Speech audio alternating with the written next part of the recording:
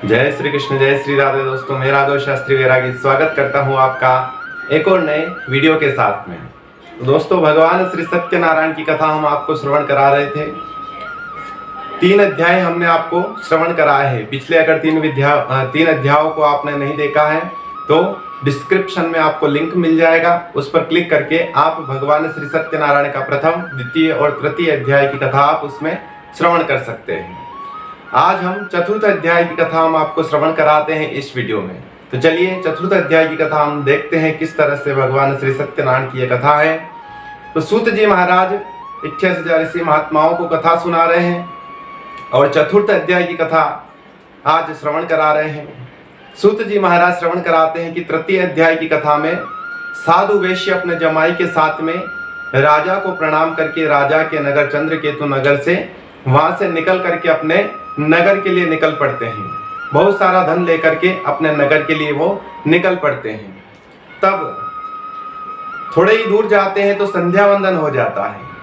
तो साधु वैश्य संध्या वंदन करने के लिए नाव को नदी के किनारे पे ठहराते हैं और फिर संध्या वंदन करने लग जाते हैं। तो भगवान मन में विचार करते हैं कि साधु वैश्य को इतना दुख मिला, इतने वर्षों से एक कारावास में रहे, अब इनका मन हमारी भक्ति में है या नहीं, यह जानने के लिए भगवान नारायण ने एक वलकट वस्त्र को धारण किए हुए अद्वितीय सूर्य के समान एक सन्यासी महात्मा का रूप बनाया और साधु वैश्य के सामने चले जाते हैं। साधु वैश्य संध्या वंदन कर रहे थे। भगवान पास में पहुंचे महात्मा के रूप में और भगवान ने कहा, नारायण हरि नारायण हरि नारायण हरि। इस तरह भगवान ने आवाज लगाई। तो साधु वैश्य ने भगवान से कहा कि हे महाराज, आप हमारे पास मत आइए, क्योंकि आपको देने के लिए हमारे पास कोई धन दौलत नहीं है। मेरी नाव में तो लत पत्र शील भरा हुआ है, यानी मेरी नाव में तो आम के पत्ते, केल के पत्ते इत्यादि घास फूस भरा हुआ है। इसलिए हे महाराज, आप हमें क्षमा करिए, हम आपको कोई दान दक्षिणा नहीं दे सकते हैं। भगवान से इस तरह साधु वैश्य ने झूठे वचन कहे तो भगवान को बड़ा ही क्रोध आया। भगवान मन में विचार करते हैं कि इसको इतना दुख मिला, फिर भी इनका मन धर्म में नहीं है। तो भगवान नारायण ने कहा कि मैंने तो आपसे कुछ मांगा नहीं था, फिर भी आपने बता दिया कि मेरी नाव में लत पत्र शील भरा हुआ है, घास फूस भरा हुआ है, तो जाओ आपके वचन सत्य हो जाए। ऐसा कह करके भगवान नारायण कुछ दूर जा करके समुद्र के किनारे एक पत्थर की शिला पर विराजमान हो जाते हैं। इधर साधु वैश्य संध्या वंदन करते हैं।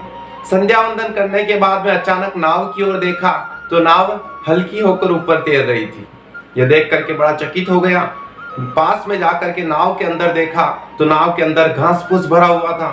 यह देख करके साधु वैश्य बेहोश हो जाते हैं, पृथ्वी पर गिर जाते हैं। तब उनके जमाई आकर के पानी के छींटे मारकर उनको होश में लाते हैं और कहते हैं कि मुझे लगता है कि आपने उन महात्मा से झूठे वचन कहे हैं, इसलिए आज उनके वचन सत्य हो गए हैं। हमें लगता है कि हमें उन महात्मा को ढूंढना चाहिए और उनसे क्षमा याचना कर लेनी चाहिए, अन्यथा हमें ये घास फूस लेकर के ही अपने नगर में जाना पड़ेगा, अपने घर जाना पड़ेगा। जमाई के वचन सुने तो साधु वैश्य को समझ में आ गया और आज पुनः उन महात्मा को ढूंढने लग जाते हैं।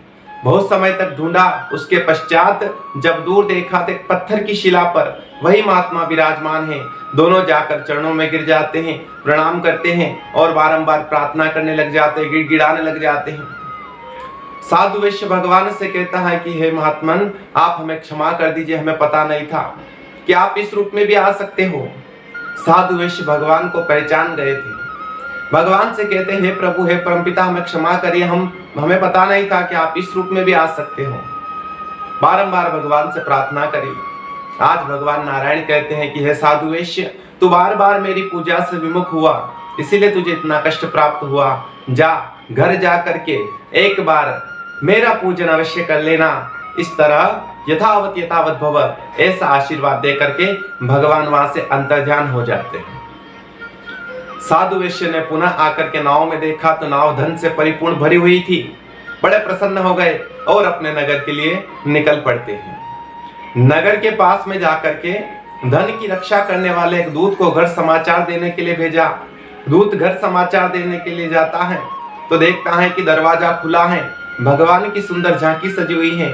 लीलावती और कलावती भगवान से बड़ी सुंदर प्रार्थना कर रही है। दूत हाथ जोड़ता है और हाथ जोड़ करके प्रार्थना करता है कि नगर के निकट लक्ष्मीवान बंधु वर्ग और श्री सेठ जी पधार गए हैं, आप उनकी अगवानी के लिए चलिए। इस तरह शुभ समाचार सुना लीलावती ने तो अपनी बेटी से कहा कि हे बेटी, तू भगवान का पूजन संपन्न करके आना, मैं तुम्हारे पिता की अगवानी के लिए जा रही हूँ। इस तरह कह करके लीलावती चली जाती हैं।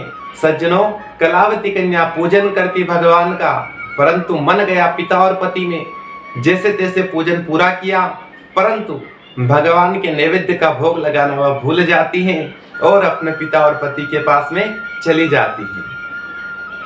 भगवान ने देखा कि इनको इनके परिवार से इतना दुख मिला, फिर भी इनका मन हमारी भक्ति में नहीं, तो इस कारण भगवान ने जमाई और नाव दोनों को ही पानी में अदृक्षशील कर दिया।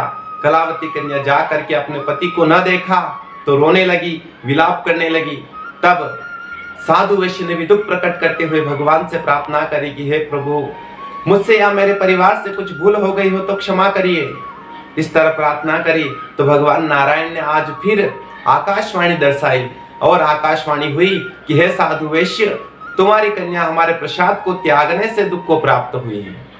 अगर ये घर जाकर वापिस हमारे प्रसाद का भोग लगावे तो इसे अपने पति के दर्शन हो सकते हैं। कन्या ने इस तरह आकाशवाणी सुनी। कन्या पुनः घर जाती है।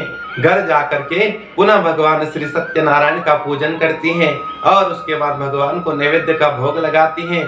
फिर भोग लगाने के बाद सखियों के साथ में पुनः आकर के अपने पति के दर्शन करती हैं। साधु वैश्य अपने परिवार को लेकर के पुनः घर जाते हैं। घर जाकर के एक बार फिर भगवान का पूजन करते हैं और अब साधु वैश्य ने संकल्प किया है कि अब हम हर पूर्णमासी मकर संक्रांति को भगवान का पूजन करेंगे। इस तरह हर पूर्णमासी मकर संक्रांति को भगवान श्री सत्यनारायण का पूजन करने लग जाते हैं और साधु वैश्य इस तरह बहुत समय तक जीवन व्यापन करते हैं। उसके उपरांत मरणोपरांत व मोक्ष को प्राप्त हो जाते हैं। तो सज्जनों, भगवान श्री सत्यनारायण की ये चतुर्थ अध्याय की कथा हमने आपको आज श्रवण कराई है।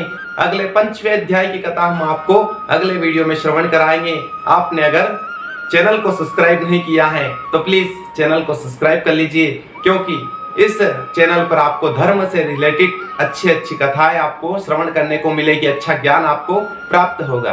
आपका कोई सवाल हो तो आप कमेंट में अवश्य बतावें और एक लाइक अवश्य करें।